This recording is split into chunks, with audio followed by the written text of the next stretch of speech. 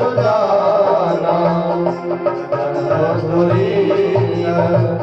भान कुल भानो नाम कुल भानो राजा राम रवस भगवान राजा राम रवस भगवान बोले मुनिवर समय समाना बोले मुनिवर समय समाना सुनाओ सहासर भरत सुजाना श्री राम जय राम जय जय राम श्री राम जय राम जय जय राम। हे भगवान श्री राम और पूरे सभासद सब लोग सुने, हम लोग जिस प्रार्थना को लेकर आए हैं भगवान राम जी के आगे मुनिवर जी से कहलवाया गया है पहले, क्योंकि बड़े कोई बात करेंगे तो जरूर उसको तरीके से करेंगे, बात को घुमा फिरा के करते हैं, डायरेक्ट नहीं बता देते हैं। कुछ लोग डायरेक्ट सिर पर लाठी मार देते हैं और कुछ लोग बात को तरीके से कहते हैं। बात कहने का ढंग होता है अलग अलग। तो जो श्रेष्ठ उम्र वाले हैं उनमें और कई बार ज्यादा उम्र हो जाती है तो भी बुद्धि पलट जाती है, ऐसा भी देखा गया है। बिल्कुल बुढ़ापा आ गया तो उनको यही नहीं पता हम क्या कह रहे हैं, कहते हैं कि बुद्धि में परिवर्तन हो जाता है कि उनका विकास रुक जाता है। परंतु बड़ों का सम्मान हर जगह भगवान राम ने किया है। तो उस समय ये विचार हो रहा है कि अब क्या करें और क्या ना करें। आए किस काम के लिए हैं? भगवान राम जी को वापस ले जाने के लिए। परंतु राम जी वापस जाते हैं तो जिस वचन के लिए, मर्यादा के लिए राजा दशरथ ने शरीर त्याग दिया, आज उस मर्यादा को भंग करें तो महादोष लगता है। क्या करें क्या न करें, ये बात को कोई आगे आके नहीं कह पा रहा है। कहना तो यही है कि राम जी वन में जाएं, होना यही चाहिए, लेकिन अब भरत जी अपने आप कह भी नहीं पा रहे हैं और चाहते हैं कि मेरे साथ वापस चलें। तो इस प्रकार मन में अनेक प्रकार की विचार करते हुए अंतर्यामी से राम जी तो सब जानने वाले हैं मेरे बंधु, राम जी से कुछ छिपा नहीं। हम लोग क्या कहना चाहते हैं, क्या बोलना चाहते हैं, सब कुछ उन्हें मालूम है। अंतर्यामी राम से तुम सर्वज्ञ सुजान, जो पुर कहो तनाथ निज कीजिए बचन प्रवान। हे अंतर्यामी श्री सीतारामचंद्र जी, आप सबके हृदय की बात को जानने वाले हो और जो आप कहोगे वो वचन प्रमाणित होगा, उसको हम मानेंगे। परंतु भगवान राम जी भी वो बात नहीं कह सकते हैं जिसमें भरत जी को दुख लगे। आरती करही विचारे न काओ, आरत करही विचारे न काओ, सूझ जुआरे आपन दाओ, आरत करही विचारे न काओ, सूझ जुआरे आपन दाओ। बोले भजन कहत रघुराओ, बोले भजन कहत रघुराओ, नाथ तुम्हारे हाथ उपाओ, नाथ तुम्हारे हाथ उपाओ, सब कर रुख राउर राखे, सब कर रुख राउर राखे, आयस किए मूर्ति भोर बाहे, आयस किए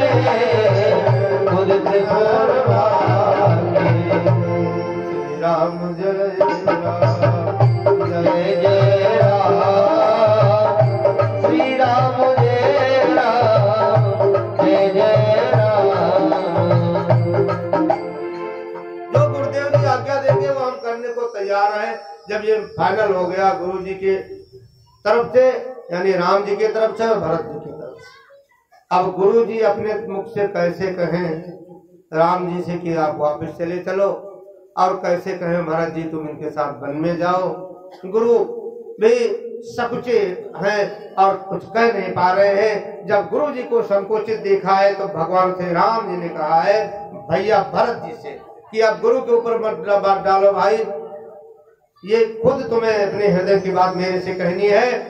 तब मुनि बोले भरत सन सब सकोच तजतात, कृपा सिंधु प्रिय बंधु सन कहो हृदय के बात। अपने भैया से हृदय की सारी बात कर डालो, मैं बैठा हूँ और आप कहोगे तो आपकी बात को कभी टाली नहीं जाएगी। कहने लगे भरत भैया कि मैं जानता हूँ बचपने से इनका स्वभाव है भगवान राम जी का कि वो मेरे हर तरह से बड़ाई करते आए। जब हम बचपन में जब खेल खेलते थे, बच्चे आजकल गुल्ली डंडा खेलते हैं, तो भरत राम भी कुछ ना कुछ खेल खेलते रहे होंगे।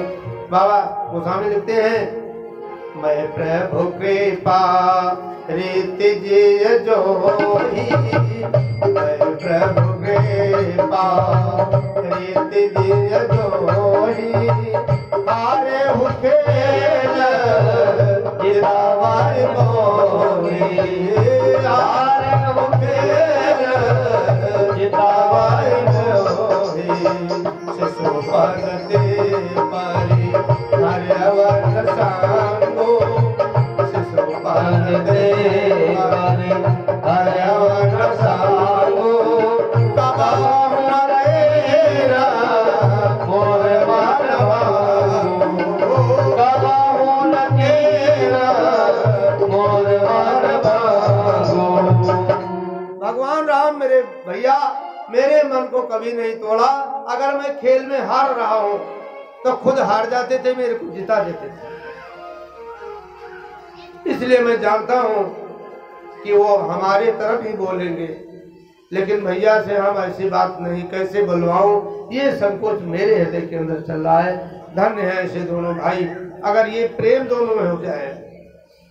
भरत जी कह रहे कि भगवान श्री राम जी अयोध्या लौट जाएं और मैं जीवन भर वन में रहूं तो मेरे को शांति मिलेगी, यानी राजकाज सब संभाले, हम यहाँ से निश्चित हो जाऊं और आजीवन में वन में निवास करूं।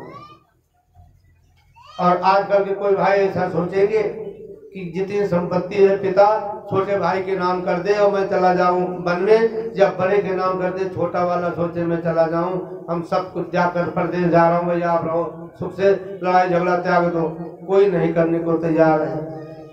परंतु भरत जी का चरित्र सुन करके कई भक्तों के हृदय के अंदर ये भावना आई और भाई भाई का प्रेम ऐसा जगा कि शत्रु की शत्रुता को त्याग करके और मित्रता का अनुभूति हुई उनके अंदर। ऐसा इस संत दर्श का प्रभाव है मेरे बंधुओं। अनेक प्रकार की कथा सुनाई गई, वशिष्ठ जी ने कथाओं का दर्शन करा करके इनके संकोच को कम किया। यानी जब मन में बड़ी उथल पुथल चल रही हो तो व्यक्ति को क्या करना चाहिए। तेक्षण कपि कल्प संबीता, जब देख परम बिरहाकुल सीता, तेक्षण कपि कल्प संबीता। सुंदरकांड। हनुमान जी वहां अशोक वाटिका में ऊपर बैठे थे और रावण आया उन्हें डराने लगा, तो मन में विचार किया कि मैं कूद करके इसी समय रावण को मार दूं, परंतु ये करने को आदेश है नहीं, ये श्रेय भगवान राम को मिलना चाहिए। तो एक क्षण यानी एक मिनट उनके लिए करोड़ों मिनट के बराबर लगा, लेकिन उस समय और कोई रास्ता था नहीं, इसलिए तुरंत भगवान श्री राम जी की कथा सुनाने लगे। रामचंद्र गुण बर नहीं लागा, रामचंद्र गुण बर नहीं लागा, सुन सीता कर दुख भागा, और सीता कर दुख भागा, कथा सुनई मन लाई, कथा सुनई लाए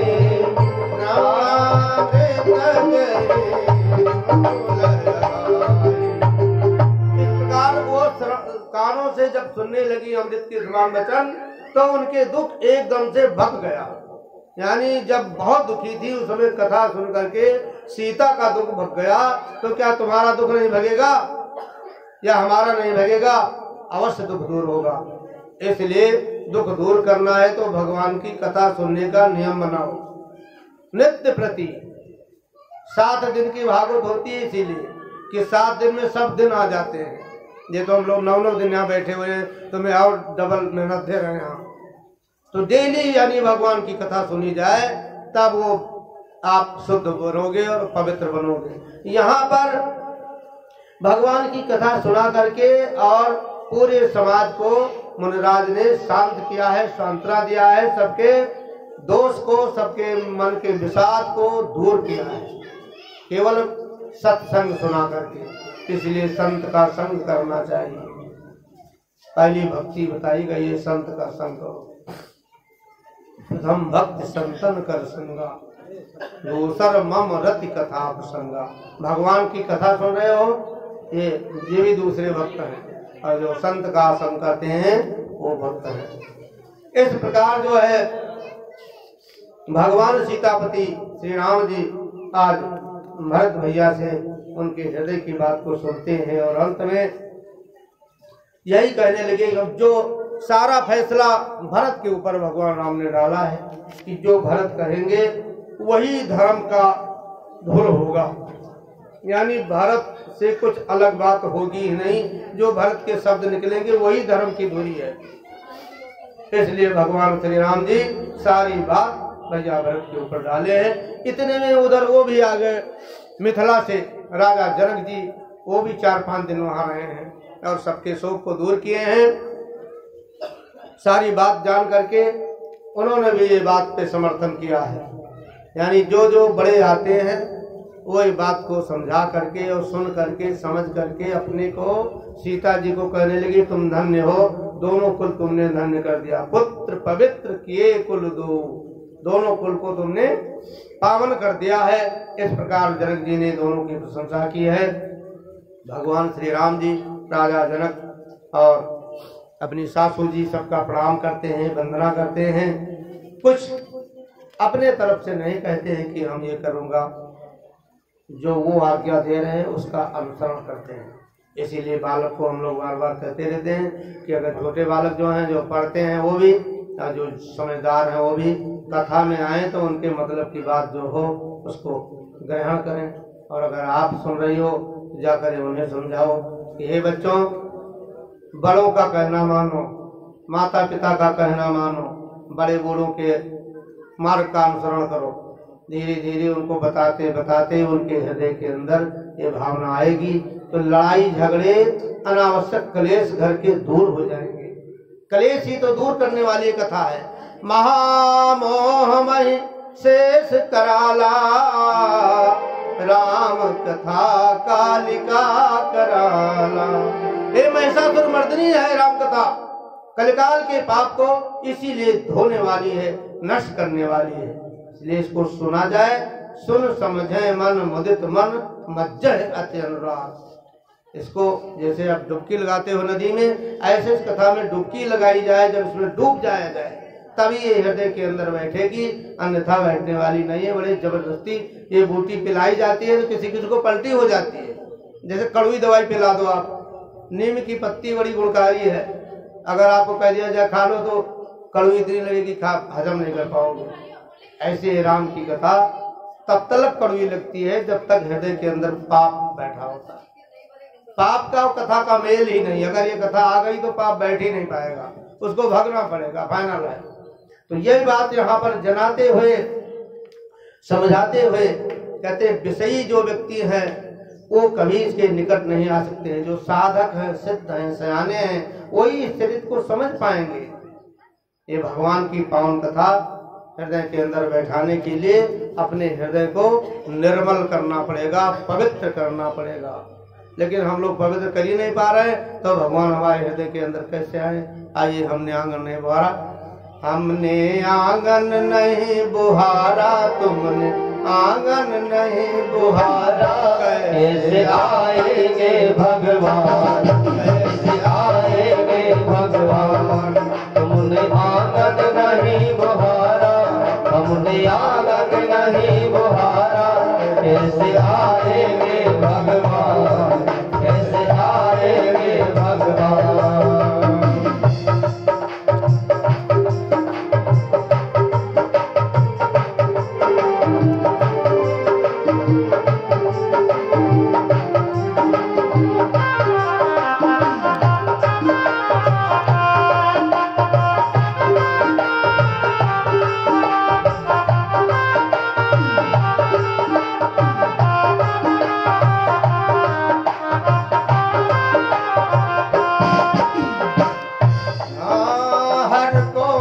कलमस कसाय की पड़ी हुई है ढेरी।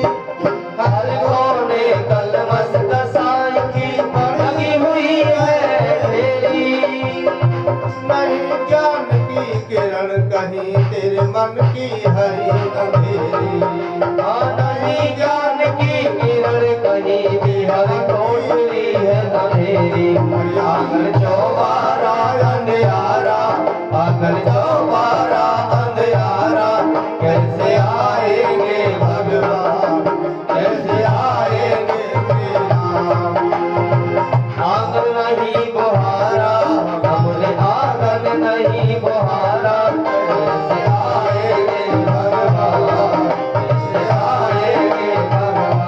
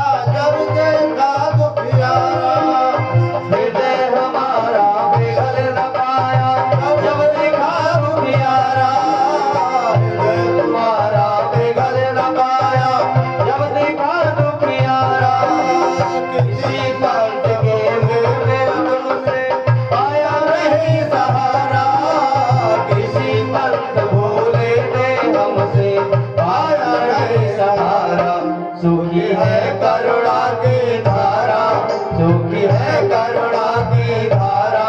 कैसे आएंगे भगवान, कैसे आएंगे भगवान। हमने आंगन नहीं बुहारा, हमने आंगन नहीं बुहारा। कैसे आएंगे भगवान, कैसे आएंगे भगवान।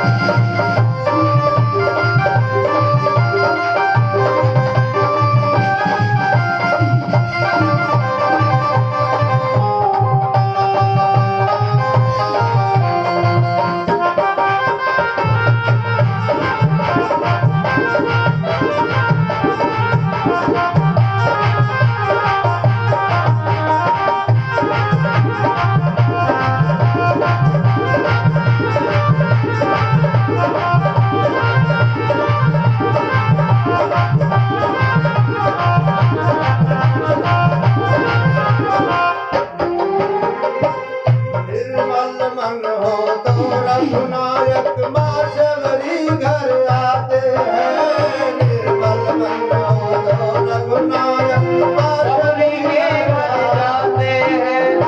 श्यामसूर की बाह पकड़ कर साग विदुर घर खाते हैं। श्यामसूर की बाह पकड़ कर साग विदुर घर खाते हैं। इस पर तुमने नहीं विचारा, पर हमने नहीं विचारा। ऐसे आएंगे मेरे राम, ऐसे आएंगे भगवान। हमने आंगन नहीं बुहारा, तुम आंगन नहीं बुहारा।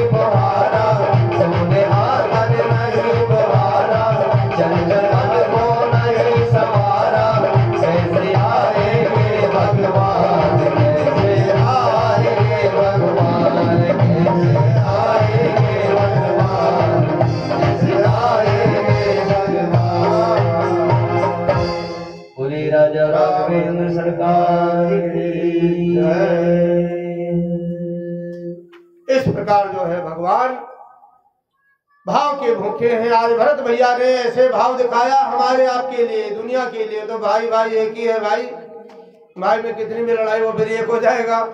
लेकिन ये दुनिया को दिखलाने के लिए इतना चरित्र करना पड़ा, इसी का नाम है रामलीला। भगवान एक दुनिया में जैसे नाटक होता है, स्वांग होता है, कल आपने झांकी देखा, इसमें कोई न मरा न कोई जिया न कोई नाव में बैठा, लेकिन हम लोगों ने देखा यही है। तो इस कथा में रहो, उसको समझो और पवित्र मन से, सच्चे मन से। इधर जो व्यक्ति इस भगवान के पावन कथा को कहते हैं, सुनते हैं, उनके जन्म जन्मांतर के पाप दूर हो जाते हैं। अब भैया भरत जो है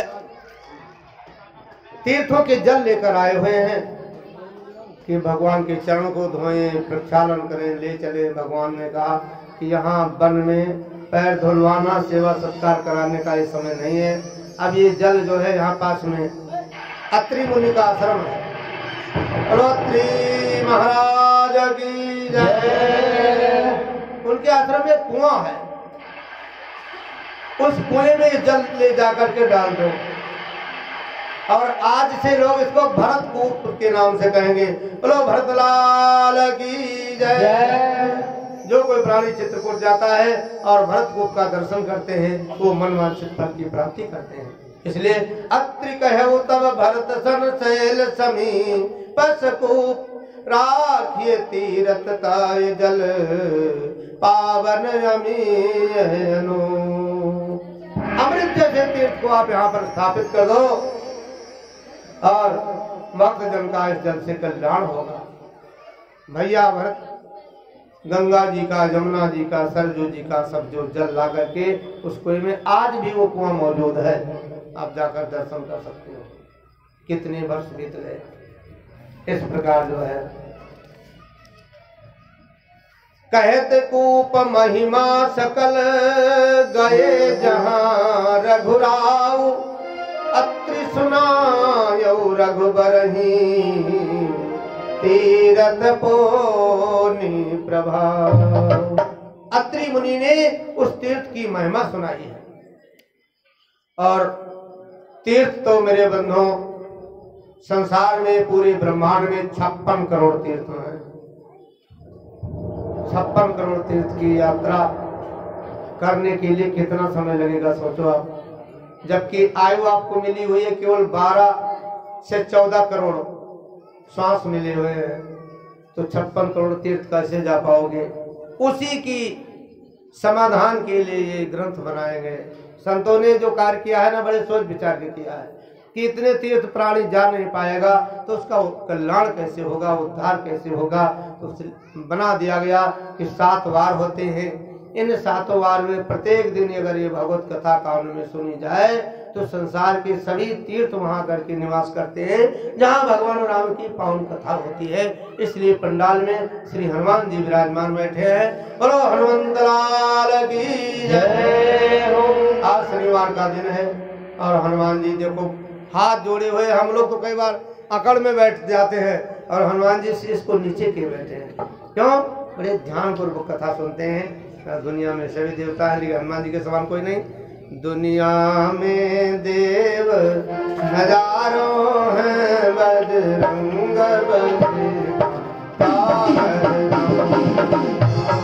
दुनिया में देव हजारों हैं, बजरंग बली का जाने देना।